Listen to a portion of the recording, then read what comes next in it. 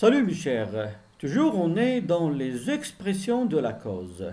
Et dans cette séance, Inch'Allah, on va essayer ensemble de s'exercer. C'est pour cela que j'aimerais vous demander de prendre vos stylos et vos cahiers pour s'exercer avec moi. Mais tout d'abord, un petit rappel. Quels sont les moyens que je peux utiliser pour exprimer la cause?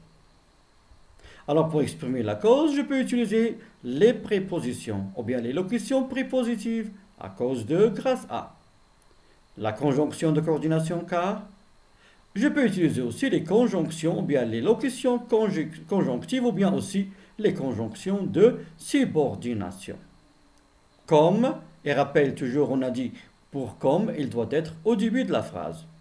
Puisque, c'est parce que, vu que, attendu que, du moment que, sous prétexte que lorsqu'on a une fausse cause. Et le mode qu'on va utiliser, c'est le mode indicatif ou bien conditionnel. Et lorsqu'on a une cause rejetée, on va utiliser non que, ce n'est pas que, et plus le mode subjonctif. Passons maintenant à l'exercice. Le premier exercice.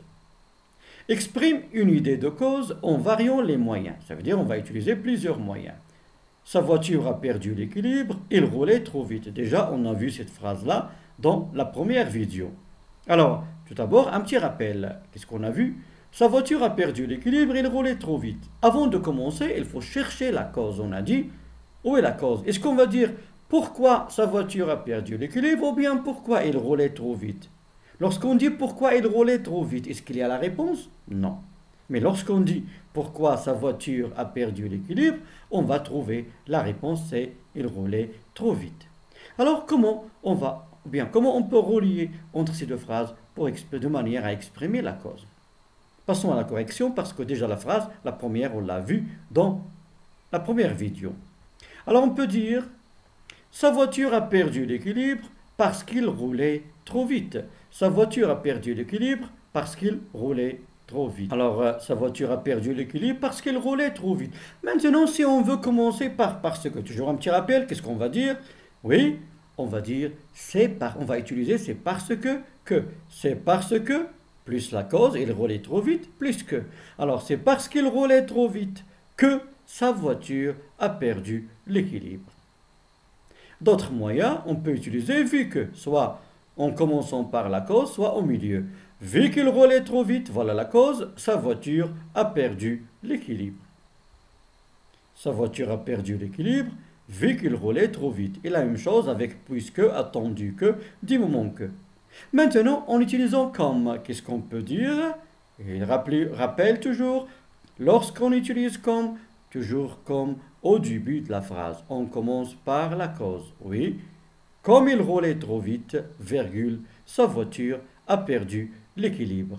Maintenant, lorsqu'on veut utiliser une préposition ou bien une locution prépositive, ici, est-ce qu'on a une cause positive ou bien une cause positive ou bien une cause négative? Ici, on a une cause négative, c'est la vitesse.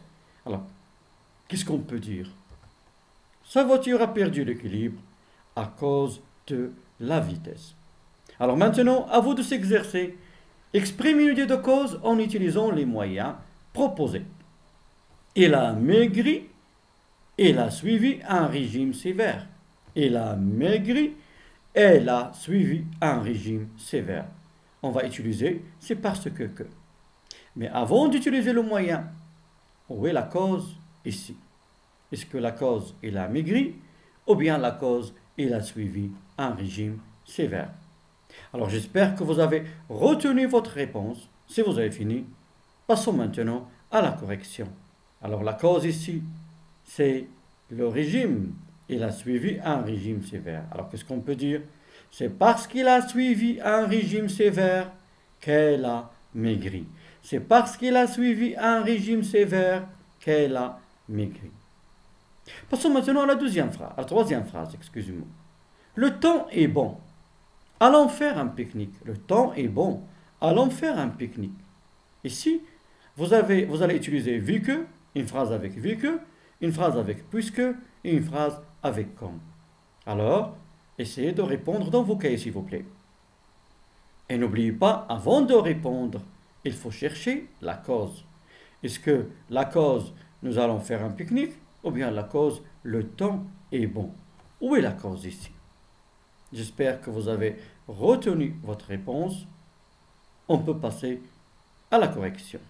Alors on va dire, puisque le temps est beau, parce que le temps est beau, voilà la cause. Le temps est bon, ou bien est beau, allons faire un pique-nique.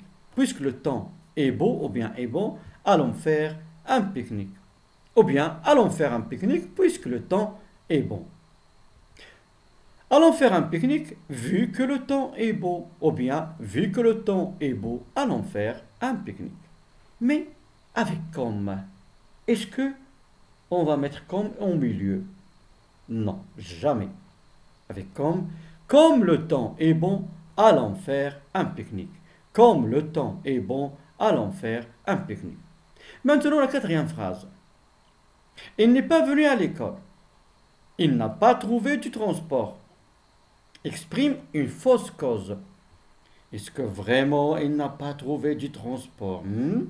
Alors ici on a une fausse cause. Quel est le moyen qu'on va utiliser pour exprimer une fausse cause? J'espère que vous avez retenu votre réponse. Passons maintenant à la correction. Il n'est pas venu à l'école sous prétexte qu'il n'a pas trouvé du transport. Parce que ici, ce n'est pas une vraie cause, c'est une fausse cause. Vraiment, ce n'est pas parce qu'il n'a pas trouvé du transport, mais il n'est pas venu à l'école pour d'autres raisons.